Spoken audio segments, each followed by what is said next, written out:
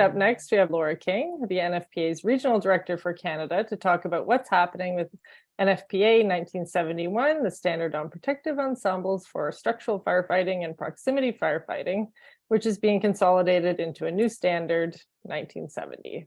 So at this time, I'd like to welcome Laura King, the NFPA's Regional Director for Canada, and she's going to give us a great update on the consolidation of standards. Good afternoon, everyone. I guess it's still morning in some parts of the country. Nice to see you all. Wow, so many familiar faces. I remember Chris Dennis writing a column about cryogenics years ago for firefighting in Canada, and it's lovely to hear the updates and really neat to hear Rob talk about the electric vehicles. And of course, I'm going to show you something about electric vehicles in just 1 second that I thought would be relevant to y'all.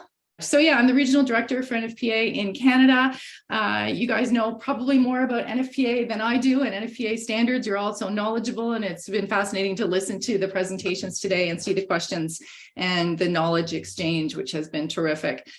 So some of you may have known Shane Mintz, who was regional director before me. I've been doing this job for about a year and a half, almost 2 years now.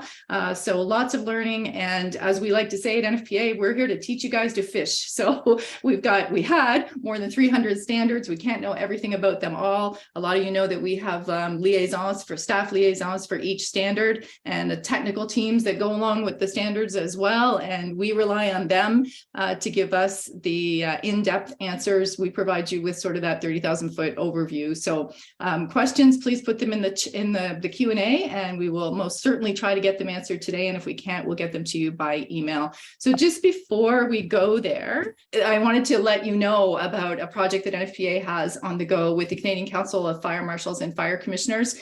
We're great conversation with Rob about the electric trucks. And for those of you who might be interested, we offer, in conjunction with the council, our NFPA EV training program at no cost. So the link is here to our electric vehicle information page, nfpa.org/EV.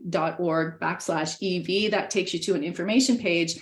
But this is the free training, nfpa.org/AFV Canada. So that takes you to the NFPA catalog, or what looks like the NFPA catalog, but it's really a page reserved just for Canadians so that you can take this training at no cost. It's a 3-hour online program. It's fantastic. I've done it. You get a certificate at the end. It's beautifully done. And if you're new to the EV world, and whether you're responding to EV calls or you're building fire trucks, it's still pretty interesting and something that I highly recommend before there ends up being a cost for it, because right now it's free. So take a screenshot of the URL there, because if you end up at the other URL, which is inside NFPA, when you're looking at training and certification, you won't be able to get into the free trainings because it can tell where you are, right? So this is the URL for the free training. So just my little pitch for today, but some information that I thought you might all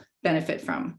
So NFPA codes and standards, you've probably all heard that we're in the midst, we're actually more than halfway through, in the midst of a consolidation project. This consolidation project started in 2020. It's supposed to end in 2025, and the last batch of new standards will be the 2026 editions of the standards. So I get asked a million questions, right? We learned about this whole process started, again, as I said, in 2020. We started rolling out information in 2019. People sort of didn't understand what was going on or why it was happening, and people get cranky and they say stuff. NFPA facilitates the process, right? We don't create the standards, we facilitate the process. Most of you will be familiar with the fact that we have technical committees for every standard, so that's a lot of technical committees and a lot of bodies.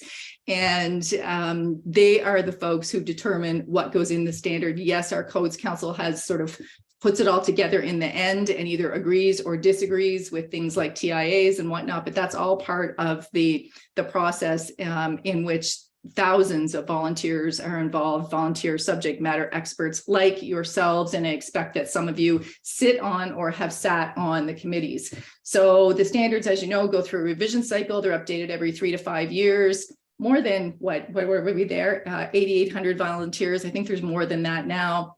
The technical committee taken from all different types of industries and sectors, right? So not just fire, not just manufacturers. And we had about 260 technical committees at the time that this publication came out a couple of years ago. So part of the effort here is to reduce the numbers of technical committees so that it's a manageable situation, which, as you can expect, it wasn't so much. And then COVID happened, right? So then we started doing all of the technical committee meetings online and virtually. And that has helped tremendously, although people still like to do the travel. And it's critical to have some of that face-to-face interaction, which we have at the NFPA conference and expo every year when we have the big technical committee where the votes happen and the next round of the process begins. So if you don't know, and again, many of you probably are, but if you don't know, it's a 4-step process. It takes weeks and weeks, 141 and 145 weeks, I think, depending on the cycle that the standard is in to revise the standard. And I know that that big graphic might be hard to see on your device. So 4 stages: public input, right? So we go and ask, and you can submit public input through the website. It's a bit of a process, but once you've done it once, no problem. Little trick for you. So if you're looking for a standard and you're looking to try to see what's up with the standard, what's the status, where it's going, what the deadlines are for the various steps in the process, if you type in www.nfpa.org and the number of the standard, it takes you to the page that is called the document information page, the doc info page, that tells you everything you need to know. So if you learn nothing else today, that's the big trick, and it saves my life every day. We also have, of course, NFPA Link, which is the new platform for codes and standards that I'll show you just in a couple of minutes. So public input, you get to comment on the first draft, you get to comment on the second draft. There's a technical committee meeting. They decide what happens next, and then it goes to the Codes Council for appeal, either appeals or issuance of the standard. That is a really, tightened description of a lengthy process.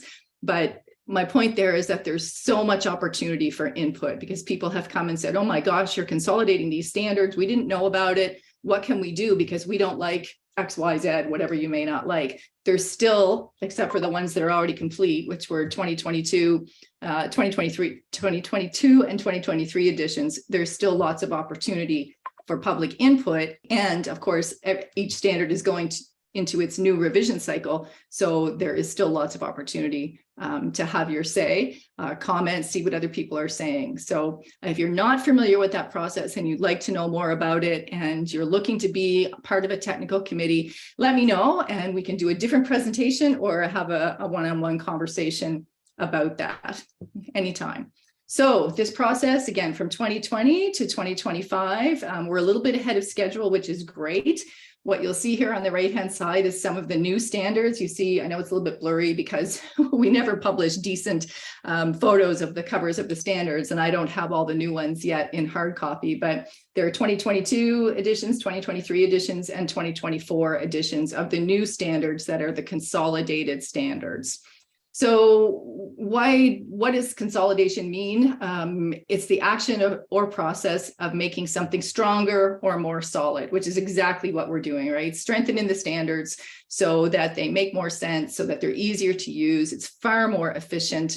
And the action or process of combining a number of things into a single, more effective or coherent whole. So instead of having 3 different standards with the same 3 chapters in the front, you now have one standard with one set of 3 chapters, and then different chapters throughout the standard for the consolidated part of the standards that have all gone into that one standard. Ooh, that didn't come out very well, but you know what I'm trying to say.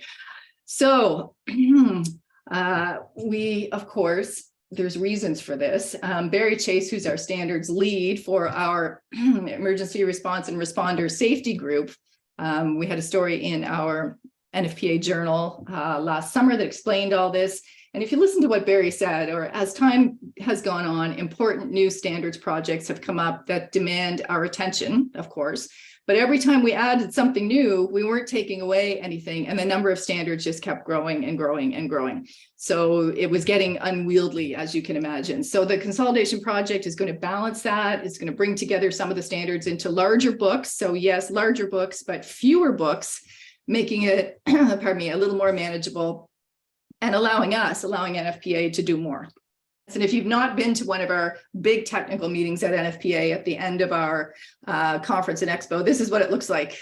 Crazy, wild, all those people in there voting and getting those standards through. So it's a long day, a long couple of days, but a very productive couple of days, of course. So why are we doing this? I've given you a little bit of information, but really, why are we doing it? So the technical committees came to the council, the Codes Commission Council in 2019, and expressed some concerns, lack of knowledge about what other technical committees were doing. So if you have more than 100 technical committees, it's really hard to keep track of what's going on and what everybody's doing. Some conflicting information between or among the standards. So again, just the magnitude and volume of information made it difficult to keep track of the language that was used, of updates and whatnot. We're doing a much better job of that. So trying to consolidate and reduce the numbers so that those processes are more streamlined. The need to buy multiple standards per topic, right? So you would have one standard that says, okay, this is going to set up pardon me, how you do the testing, or this is going to set up the criteria. And then the next standard would be, and this is how you actually do it, which we had for things like wildland fire and for community risk reduction and whatnot. So we're putting everything into one package. And you can see how it all sort of evolved, right? Things change, times change, priorities change, and a new standard comes to life that complements another standard, but then there's a lot of duplication in the 2 or 3 standards. So now this only makes sense, I think, anyway. Planning and scheduling challenges. So if you were a member of a particular technical committee and also another technical committee, and in many cases another and another technical committee, because you're the subject matter expert, it became very challenging to keep up with all of that, to do the travel and the meeting schedules and whatnot.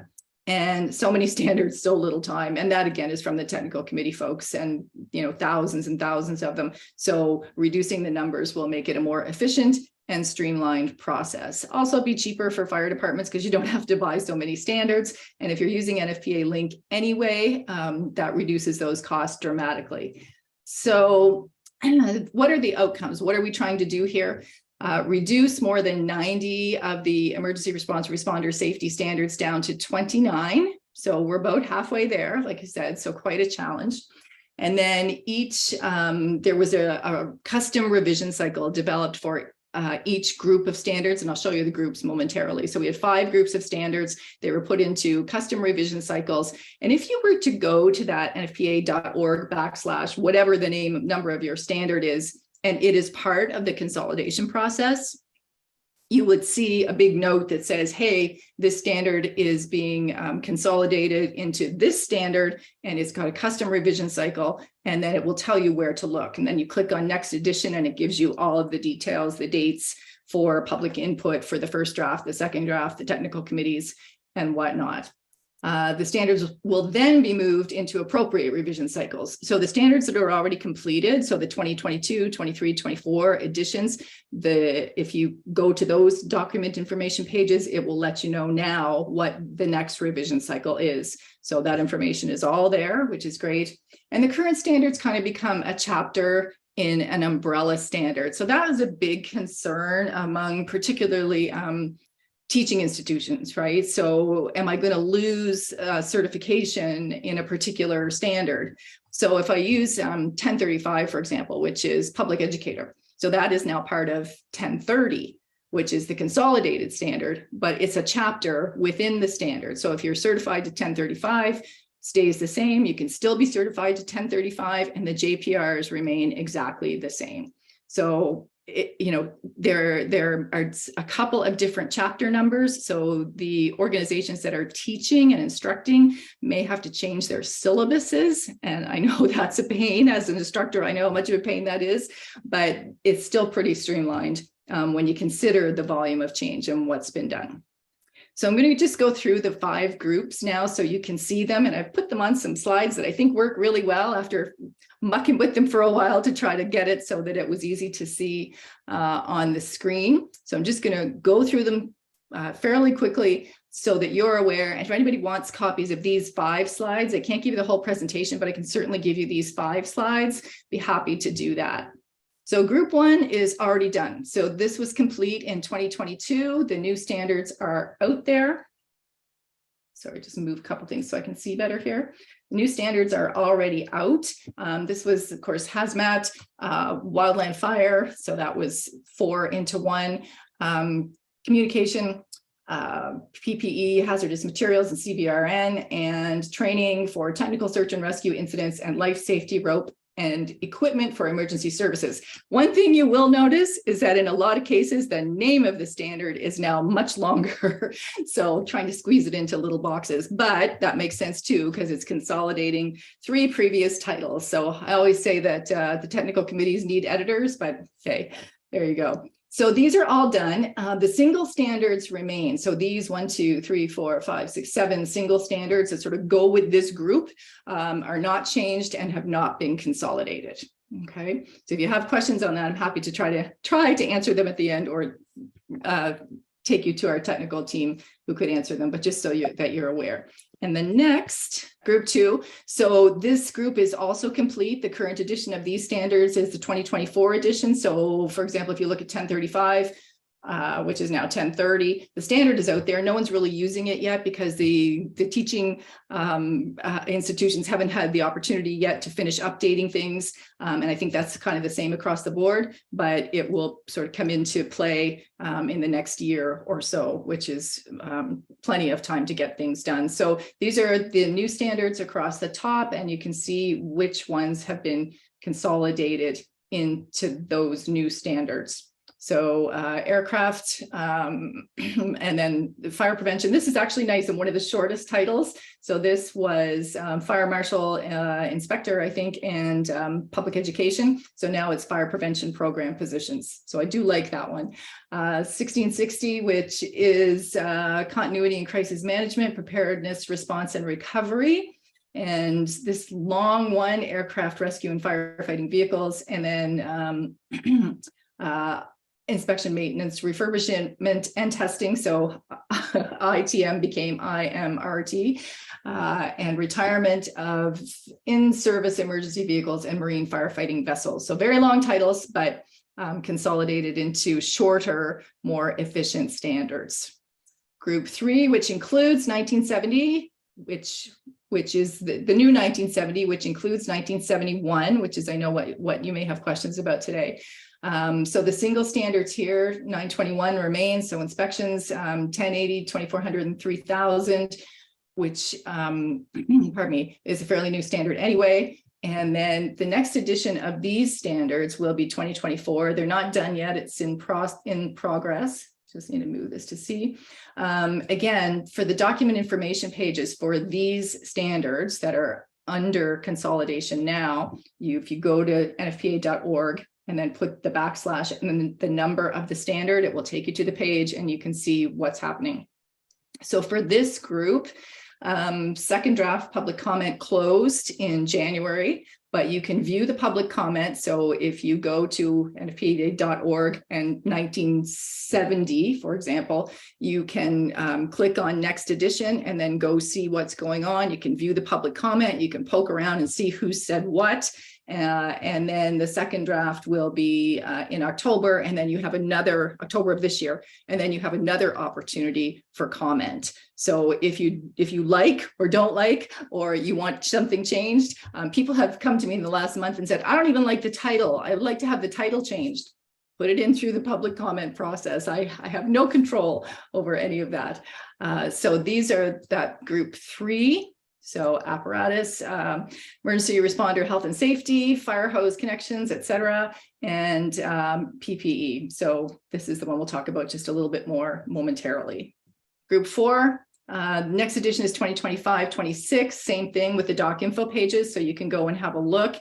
This is a lot of standards. This one's taking some time. So again, 2025-2026 for that group, and you can see what they are. And like I said, if you want these slides, happy to share them with you.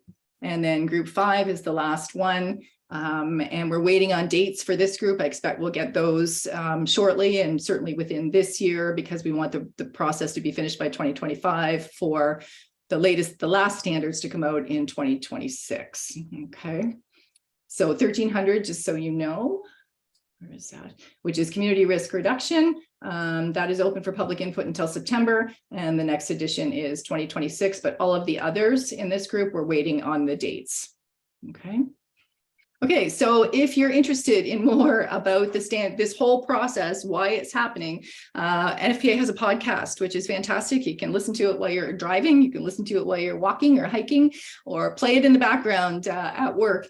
And the podcast that focused on this particular issue, the consolidation of standards, is One Standard, Not Three. So if you go to nfpa.org/podcast and just scroll down to One Standard, Not Three, you'll hear some great conversation and explanation of this by some of our experts and also some of the people from the technical committees who were sort of instrumental in moving the process forward. It's really cool and very much worth your time if you're not part of the process and you'd like to know more. So 1970, as you saw in the previous slides, combines 1971, which is protective ensembles, 1975, work apparel, 1981, SCBA, and 1982, PASS, right? So essentially, this standard is still in the works, and this week it started, because there was so much public comment on 1970, and really the comment was on 1971. The technical committee opted to put in some extra days for public input. So some of that happened last week. There were 2 virtual meetings, and next week, February 28th to March 3rd in, I think, Durham, North Carolina, there is an in-person meeting, but it's also virtual. So you can go to nfpa.org/1970 and register for the technical meeting, register for the virtual technical meeting. And no, actually, it's a bit erroneous on the website. It doesn't say that it's virtual, but it is. This only happened in the last few days. So if you go in and register, you will get the link for the virtual version of those meetings. So if you're interested, that opportunity is there. And if you are, just shoot me an email and I will provide the link for you. So that happens next week. After the second draft technical committee meeting is done, then the correlating committee happens in July and August, and the second draft comes out, in October of this year, and then we go through the process, right? So notice of intent to make motions, if that occurs, and then certified amending motions by the end of the year in December. So this new standard, 1970, if there are certified amending motions, then there's a technical meeting next June and it will be issued in August. If there are no certified amending motions, then it'll be issued in January of 2024. So the goal, of course, is to better serve emergency response and responder safety stakeholders and create better efficiencies for the technical committees, right? So I'm hoping that's clear. Again, I can certainly send you this slide. There's nothing on this that's not absolute public information. So that's the process. And then there's the why. So the consolidated 1970 standard, we're in the process of first draft changes, as you know. And one of the things that has come up is safety of the ensemble. So elimination of the light degrading resistance test on the moisture barrier layer of the jackets, and that's been replaced in the draft by a multi-environmental conditioning procedure. And you can see where it is in the standard there, 9122, that will be applied to composite test samples before certain tests. I can't give you more information on this. Our staff liaisons can, but just putting it out there so that you know what's going on. And also you can see this right in the standard on the website. We've added the new requirements for manufacturer indication of PFAS-free gear. So I know this has been a big issue. There's been lots of conversation about it. There was a TIA that was put forth, and it was not accepted by the technical committee simply because of lack of data to show that the moisture barrier had been causing issues, right? So we know that PFAS is a carcinogen. We know that it's in some of the gear simply because the manufacturers have created, or at least this is my understanding, you guys, the manufacturers have created the moisture barriers so that the moisture barriers will pass the testing that is laid out in the standards. The standard does not say what the fabric or material has to be. It just says it has to pass the test. So the manufacturers have created the material or the fabric, and now in order to not appease, that's not the right word, but in order to ensure safety, right, the standard will say that the new requirements for manufacturer indication is for PFAS-free gear. So that will have to be indicated somewhere within the PPE itself, presumably on a label, the same as all of the other things that have to be noted. So we can talk more about that if you like. I'll just keep going here. We've also, or the standard also adds new requirements for acceptable levels of specific restricted substances and has added a test method to determine the presence and quality of those specific restricted substances. So if you're a manufacturer, this is stuff you'd want to know.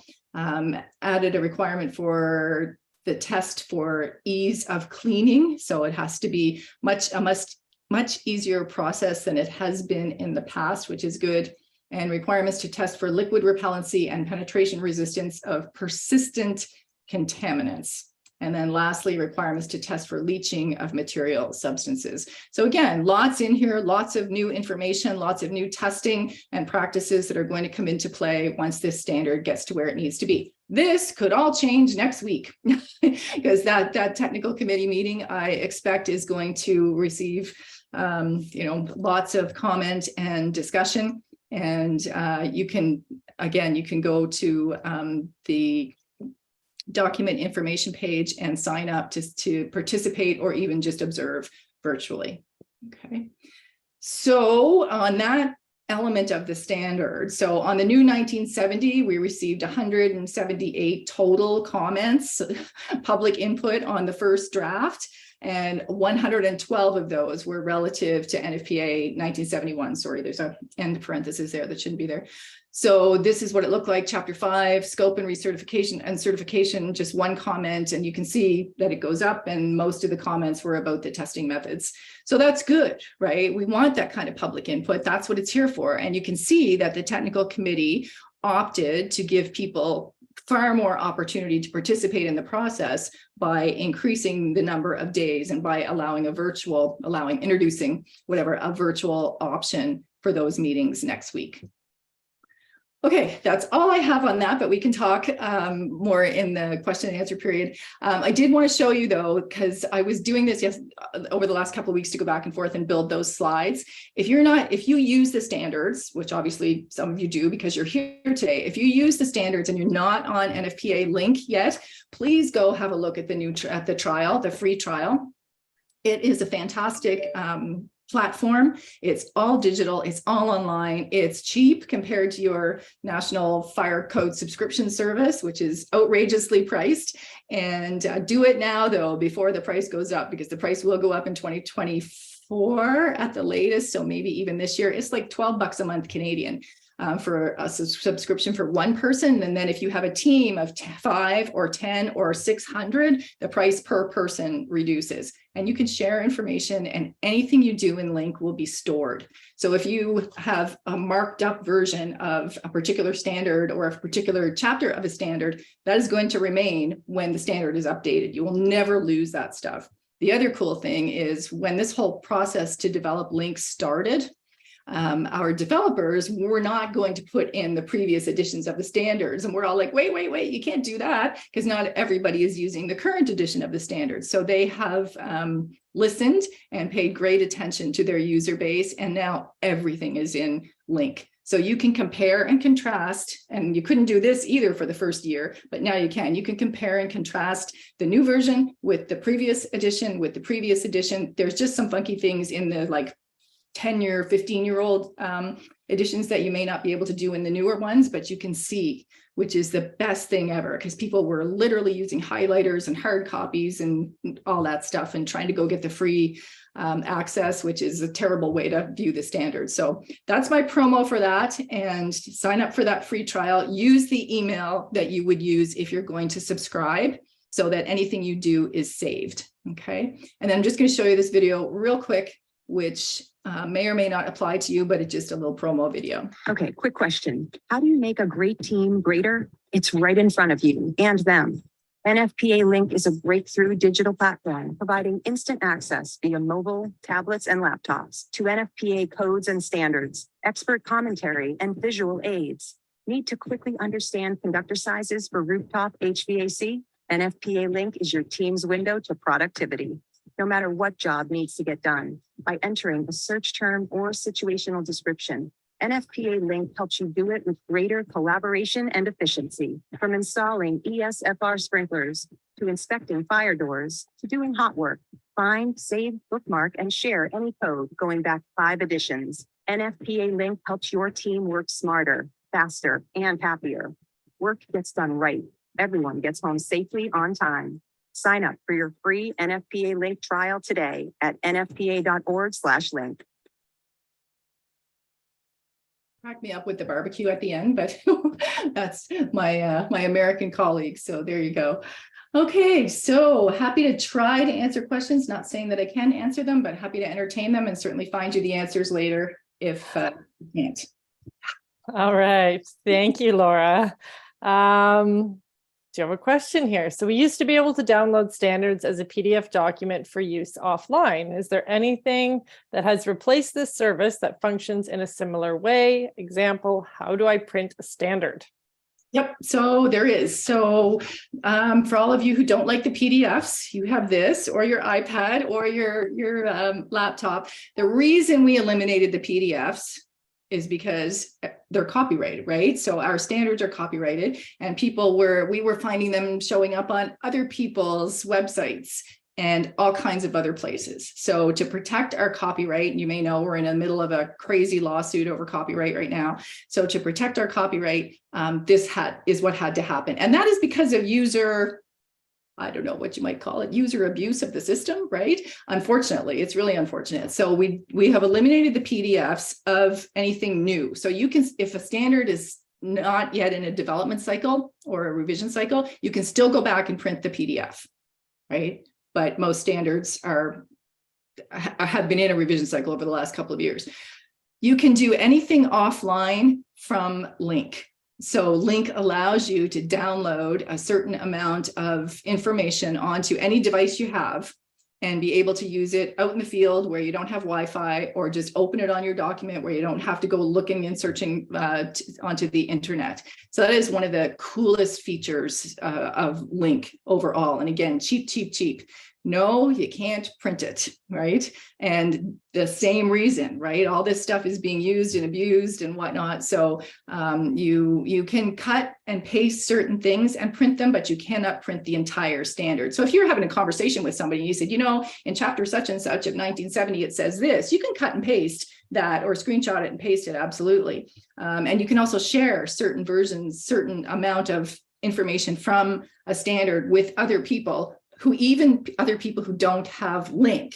You just can't print the whole document. And that would defeat our whole purpose, right? That's the thing. Oh, here, let's just share this and go photocopy it. No, you can't do that. It's copyrighted. So if you're a teacher, you know that you can't take something out of a textbook and copy it and give it to another teacher, right? It's copyrighted. So that's the whole impetus behind the elimination of the PDF. So sorry, I know some people love them, and I've had these conversations and people get very excited about it in not the right way, but that's the thinking behind it. But I can tell you that if you don't have Link, and if you want to go through it, I'm happy to do, a tutorial with you online, one-on-one or a group to show you, or if you do the free trial and then you think, okay, I think I've got this, use it for a couple of weeks, and then we can come in and teach you all those little things that you never know until somebody shows you, just like using your Mac, right? It's like, oh, I didn't know I could do that until somebody showed me, right? So happy to do that for you.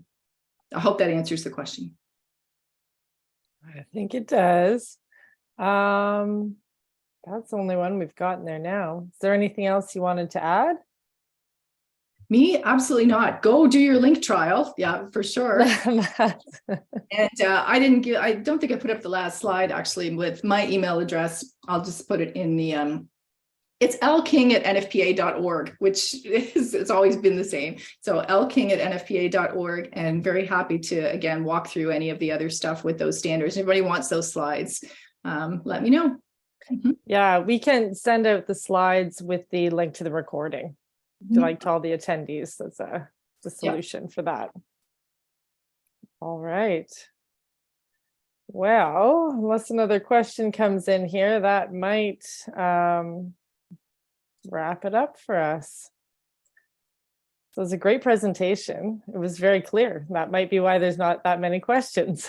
Or it takes a while for people to think of them. Sometimes I find after I sign off, all of a sudden the questions start rolling. So if that happens, I will pass them along to you so that they can get answered for sure. Sounds good, Laura. Thank you. Thanks, everyone. Yeah, thank you for your time. So we've made a donation in your name to the Canadian Fallen Firefighters Foundation as well, to thank you for your time. We're very appreciative of all the information that everyone has shared today. And with that, that wraps up the 2023 Firefighting in Canada Virtual Summit. So thank you to all our speakers for their informative and insightful contributions, and to our audience for their participation and for coming today. On behalf of the entire Firefighting in Canada team, we hope you enjoyed the event. Many thanks to our generous sponsors, without whom this event just wouldn't be possible. Thank you to our gold sponsors, Vector, Homotro, and Vector Solutions, our silver sponsor, Niederman, and our bronze sponsor, Air Technology Solutions. Thank you very much, everybody, and enjoy the rest of your day.